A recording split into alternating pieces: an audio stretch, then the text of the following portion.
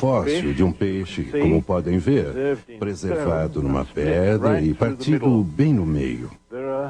Há milhões de fósseis de plantas e animais em toda a Terra e, claro, viveram e morreram, normalmente rápido e repentinamente, e em tais condições foram preservados. Normalmente, um animal ou planta que morre é oxidado por bactérias até desaparecer. Mas esses foram depositados na água e preservados por circunstâncias especiais. E aqui estão os nossos fósseis. E agora é nosso propósito verificar nossos fósseis para ver o que nos revelam a respeito da história biológica da Terra.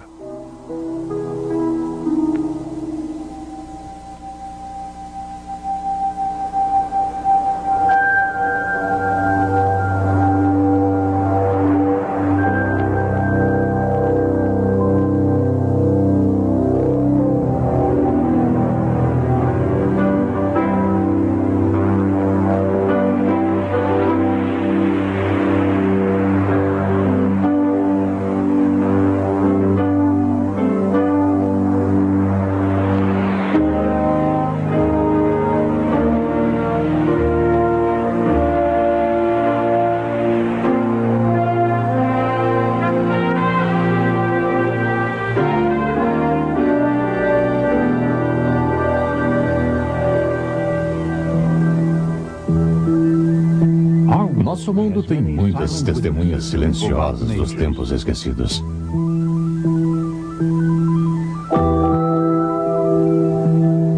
Não só os homens têm testemunhas de seus passados, a Terra também possui suas testemunhas. Tremendas montanhas empurradas para cima por forças incríveis. Obras de arte criadas pelo vento e a água, esculpindo monumentos de tamanha beleza que nos deixam boquiabertos. No entanto, são silenciosas. Não dizem uma única palavra, mas se você ouvi-las com cuidado e com paciência, elas contarão a sua história.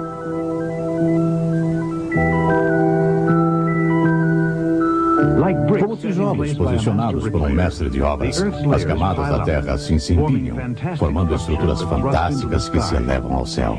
E nessas camadas estão os melhores de todos os contadores de histórias. Milhares. Milhões deles. Os fósseis. Pedras remanescentes de plantas e animais que um dia viveram, como esse fóssil de uma concha. Aqui estão fósseis de milhares de dinossauros, sepultados num túmulo maciço, cobertos por lama e areia, quase que de imediato para que seus ossos não se decompusessem. Eles foram fossilizados.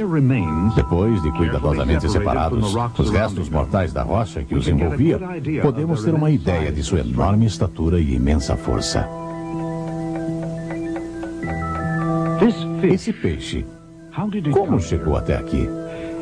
E como, naquela época tão distante do passado, veio a ser sepultado numa rocha? Se você tem um aquário em casa, provavelmente você já passou por esse triste evento. Um de seus peixes morre, boia até a superfície e rapidamente se decompõe. Na natureza, é claro, há outras maneiras de se morrer. De uma maneira ou outra, em pouco tempo não sobra nada. A menos que algo inesperado aconteça. A menos que, por exemplo, os peixes sejam sufocados por uma tremenda quantidade de lama e areia.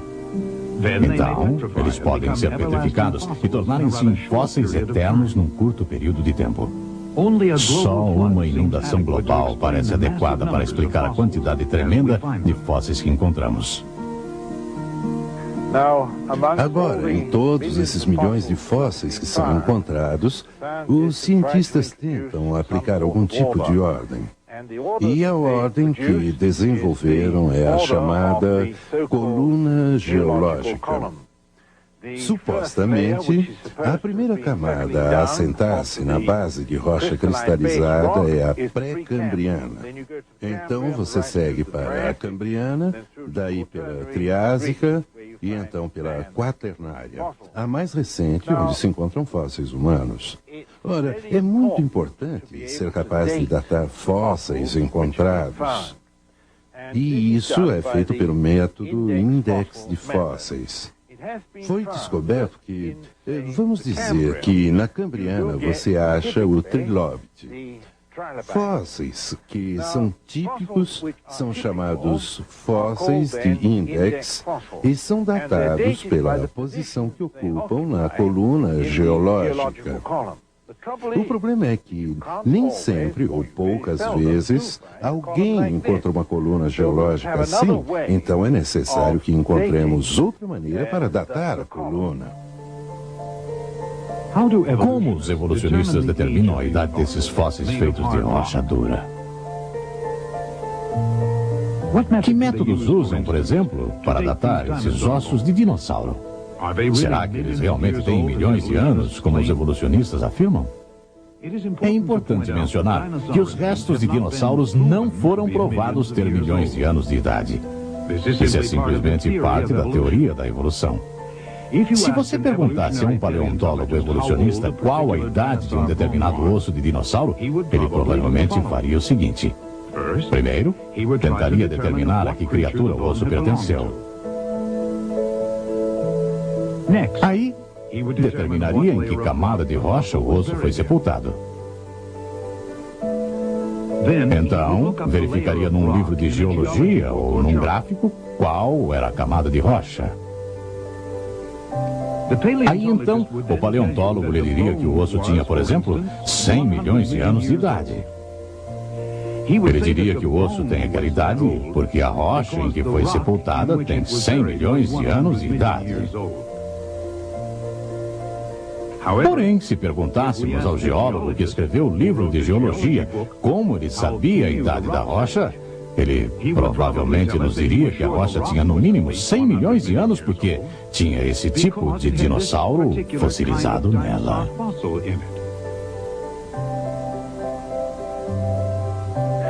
Então, o que você está fazendo com isso?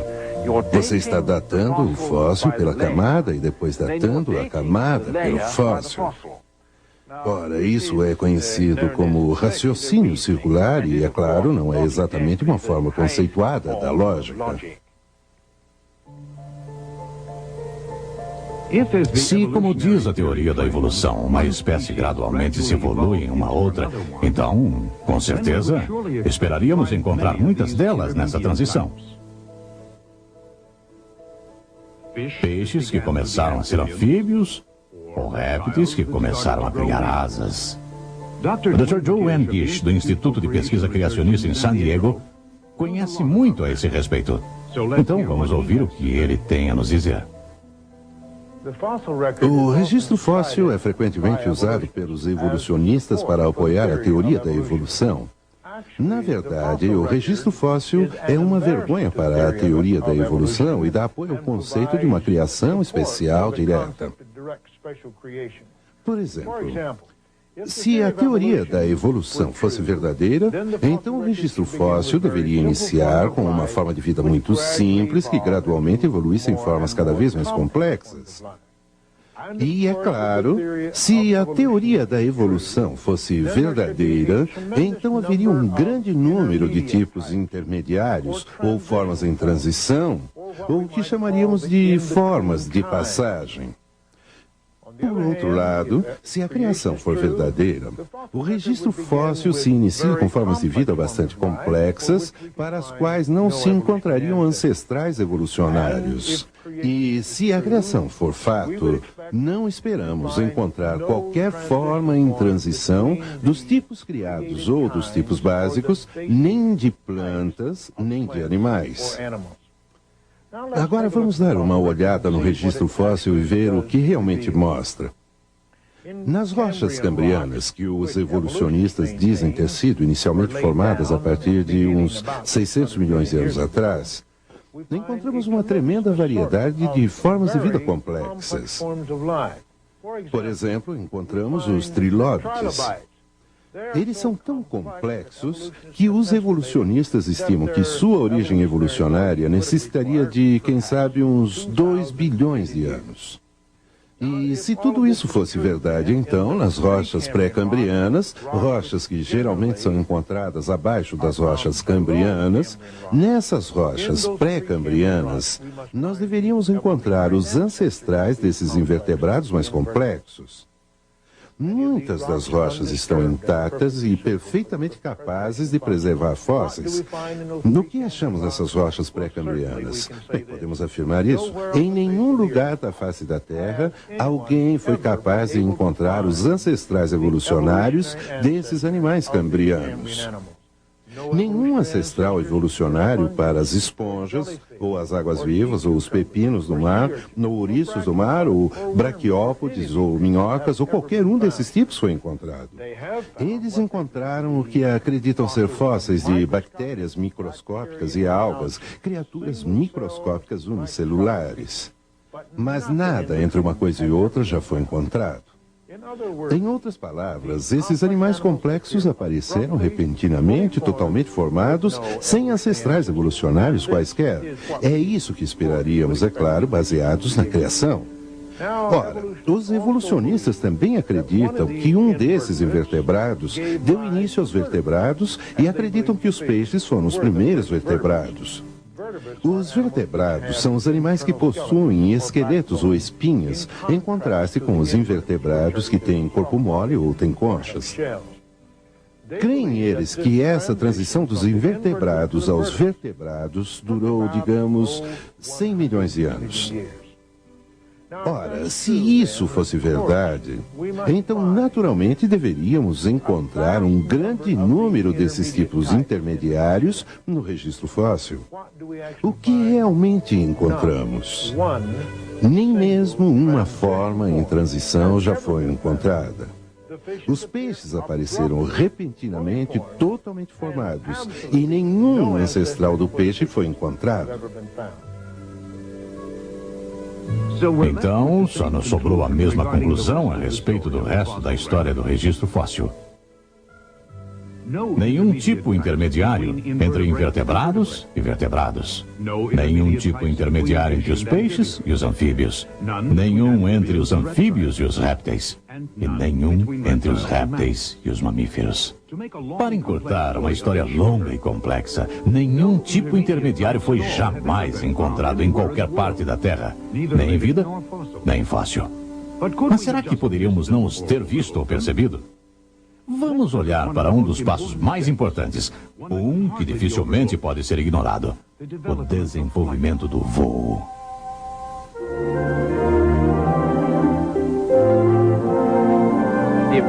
A habilidade de voar é algo incrível.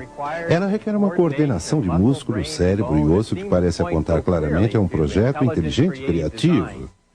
Mas, de acordo com a evolução, o voo se desenvolveu com o tempo, o acaso e a luta para a sobrevivência. O voo, na verdade, ocorreu em 4 grupos diferentes: os insetos, os répteis, os mamíferos e os pássaros. Quando se trata dos insetos, o primeiro inseto de forma voadora a sair do registro fóssil tinha asas completamente desenvolvidas e totalmente funcionais, iguais aos insetos que temos hoje.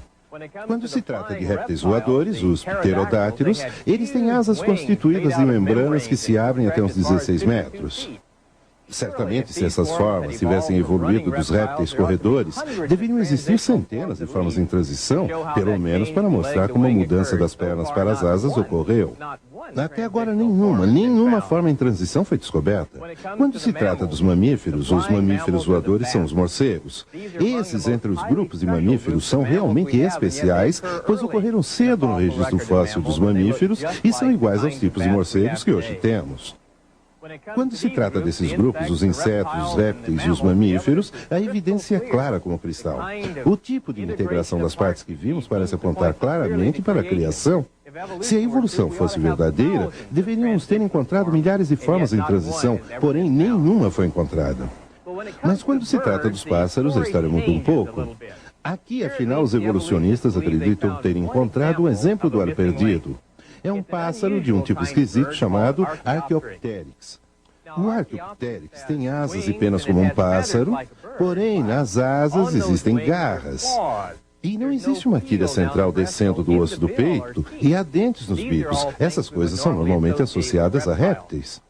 Eu costumava dizer nas minhas aulas na universidade, quando eu lecionava evolucionismo, aqui está um exemplo perfeito do elo perdido que foi encontrado. Ora, vamos dar uma segunda olhada nesse Archaeopteryx. Quando olhamos, por exemplo, nos dentes, descobrimos que certamente nenhum pássaro vivente tem dentes, mas alguns dos fósseis de pássaros têm. Alguns répteis têm dentes e outros não.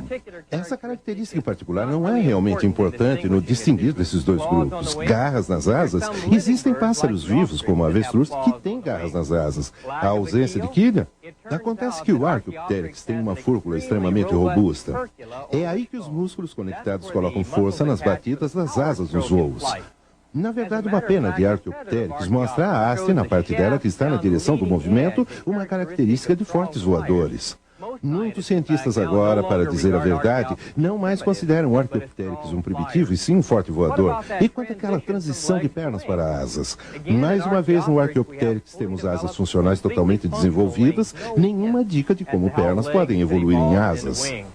E as penas no Archaeopteryx, elas se apresentam completas, totalmente desenvolvidas, com todos os ganchinhos e hidós segurando-as em posição. Não vemos nenhuma dica de como escamas possam se evoluir em penas. Para dizer a verdade, há poucos anos descobrimos ossos de pássaros normais dentro da mesma formação geológica do Archaeopteryx. Desses pássaros, pelo menos os exemplares que temos de Archaeopteryx, não poderiam ter sido os ancestrais.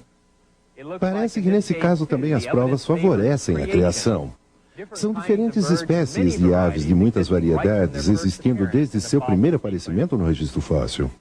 Quase que o único outro exemplo que os evolucionistas usam é mais um que eu antigamente usava nas minhas aulas, o cavalo. Nesse caso, parece que poderia ter havido uma transição de um tipo de estrutura para outro. A história retrata a evolução de um animal pequeno que tinha várias unhas fendidas a um animal grande que tem apenas uma unha, um casco. Mas apareceram mais informações em maior detalhe que forçaram-nos a abandonar essa ideia. Descobrimos que a questão de tamanho não é tão crucial, pois é possível criar cavalos que têm apenas 40 centímetros de altura.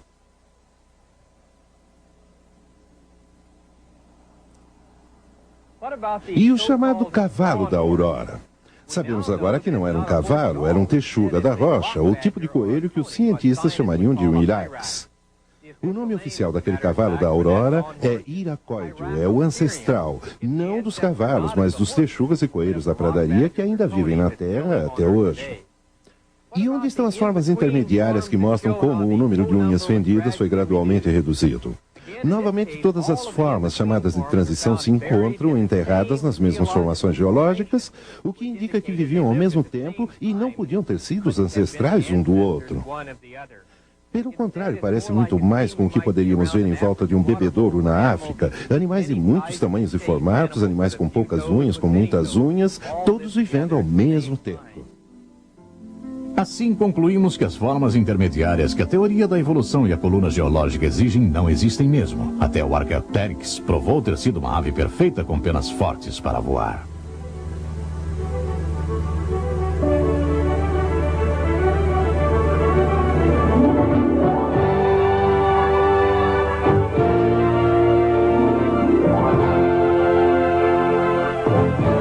Grand Canyon do Arizona, uma das vistas mais impressionantes do mundo. Quente, seco e árido, estende-se por centenas de quilômetros.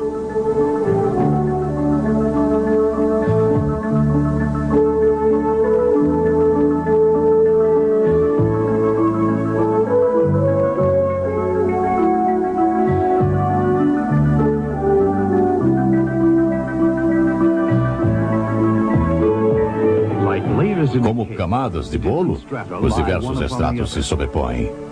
A maioria, rochas sedimentares, é depositada pela água, firmando-se quando as águas recuam e quando então uma camada é coberta de nova camada, trazida por sucessivas enchentes de água.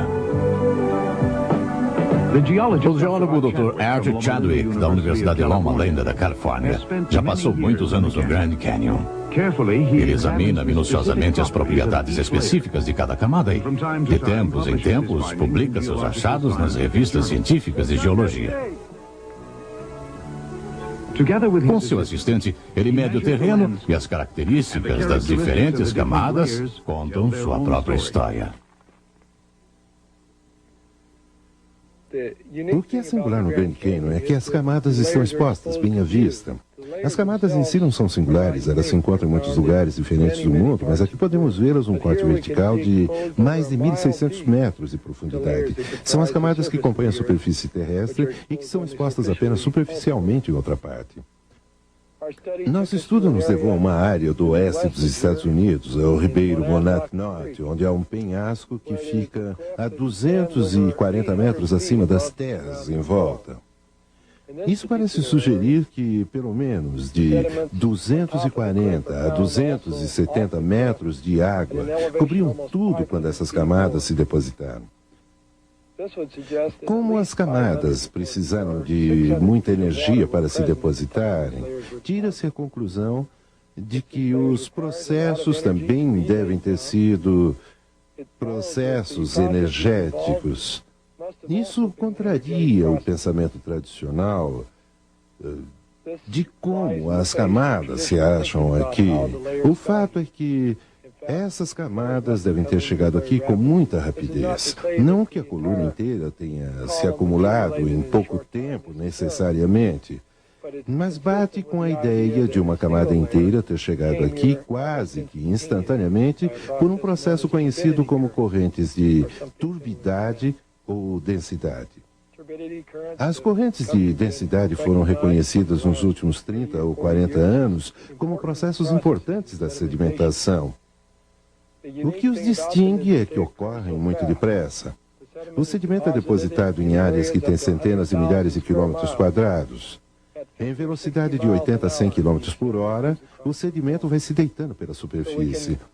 Portanto, pode-se acumular grandes quantidades de sedimento em uma dada área dentro de bem pouco tempo. E isso mudou toda a nossa ideia sobre os processos que deitaram essas camadas do Grand Canyon. Os estudos geológicos não só mostraram que a maioria das camadas do Grand Canyon foram formadas rapidamente, sob condições de enchentes enormes, como também indicam que o Canyon erodiu para sua atual forma básica muito depressa. Não foi a erosão lenta do Rio Colorado que cortou a maior parte do Canyon, um processo que teria levado milhões de anos. O Canyon parece ter tido uma origem muito mais catastrófica. Muitos criacionistas acreditam que a maioria desta série de formações estonteantes teve origem nos tremendos movimentos de elevação de terreno e nos efeitos subsequentes ao grande dilúvio que atingiu todo mundo nos dias de Noé.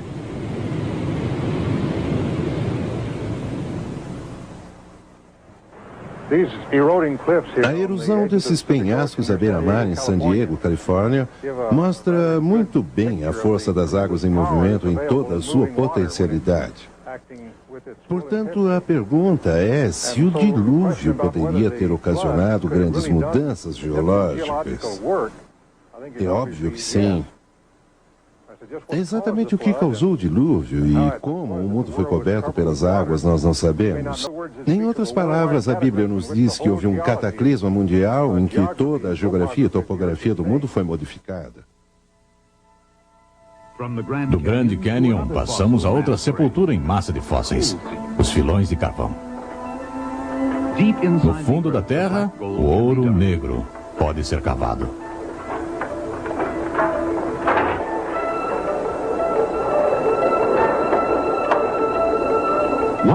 Exatamente o que é o carvão? São resíduos de enormes massas de material vegetal enterrado. Em muitos locais, o ingrediente principal foi lascas imensas de casca de árvores antigas enormes. Comprimidas e carbonizadas, esses resíduos pretos chegam a ser hoje uma fonte valiosa de energia.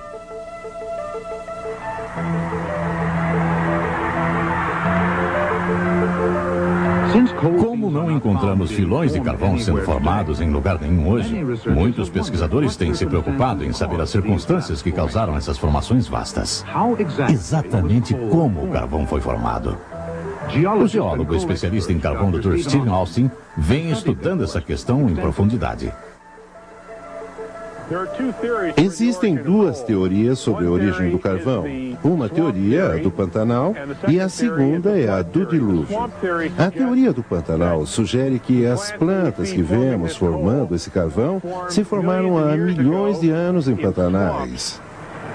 O acúmulo de material vegetal formou uma camada grossa de turfa, e essa foi se tornando mais compacta com o passar do tempo e endureceu, formando essa rocha que chamamos hoje de carvão. A segunda teoria é a do dilúvio. Sugere que as plantas que formaram o carvão não cresceram no local, mas foram transportadas de um outro local. Em outras palavras, foram trazidas até lá pela força da água. Os depósitos de carvão são sempre encontrados em sedimentos depositados na água e comumente estão associadas a quantidades enormes de fósseis marinhos. As extensas pesquisas de veias de carvão conduzidas pelo Dr. Austin nos Estados Unidos mostram que muitas camadas de carvão foram originalmente depositadas no fundo do oceano, debaixo de enormes massas flutuantes de vegetação. Esses tapetes de detritos flutuantes se compunham de florestas e árvores e plantas arrancadas pelas raízes da terra num dilúvio catastrófico maciço, sob condições como ocorreram do dilúvio de Noé. Matéria vegetal encharcada de água, especialmente incluindo cascas de árvores despregadas dos troncos, foram para o fundo debaixo das esteiras de detritos vegetais flutuantes quando empurradas por ventos, ondas e correntes. Muitas camadas de detritos vegetais foram acumulando dessa forma e, subsequentemente, foram enterradas debaixo de sedimentos argilosos que mais tarde se tornaram rocha dura. Como resultado desse depósito do dilúvio, em alguns casos fósseis de troncos de árvores se encontram enterrados em vários ângulos diferentes e se projetando através das camadas grossas de carvão e outros sedimentos. Mas quanto tempo leva para transformar as plantas em carvão? A maioria das pessoas acha que leva milhares ou milhões de anos para se formar o carvão. Mas isso não é verdade. A ideia que o carvão leva um longo período de tempo para se formar não tem comprovação geológica, porque realmente podemos formar o carvão no laboratório num curto período de tempo. A pressão não é o fator principal na formação do carvão, porque em muitas regiões, especialmente aqui no leste dos Estados Unidos, o carvão está em estratos muito torcidos e deformados que foram sujeitos a grande pressão. Contudo, não mostram calcinação eficaz como deveriam mostrar se a pressão é o fator que forma o carvão. O fator final na formação do carvão é a temperatura. E quase todo mundo concorda hoje que a temperatura é o principal fator que contribui ao carvão. Um evento de aquecimento breve, de curta duração, pode explicar a alteração das plantas para formarem essa rocha dura, compacta e negra que vemos hoje.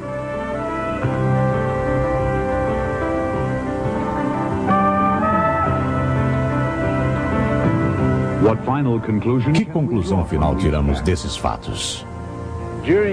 Durante nossa viagem através da natureza em busca de provas fósseis, fixamos as provas nos seguintes pontos. Primeiro, é muito fácil o carvão ter sido feito de massas de material vegetal por alta pressão e alta temperatura em questão de minutos ou horas, conforme essa pressão e temperatura. Então, os longos períodos de tempo para se formarem as camadas carboníferas não são uma exigência. O segundo ponto é que não encontramos nenhuma prova das espécies intermediárias que seriam necessárias para a comprovação da teoria evolucionista. Ora, se isso é verdade, então não existe prova de natureza científica contra afirmar uma criação especial seguida de uma catástrofe em escala universal que produziu as sepulturas em massa para as quais temos muitas provas. E se isso é fato, então provas contra a criação inexistem, mas existem fortes provas contra a teoria evolucionista.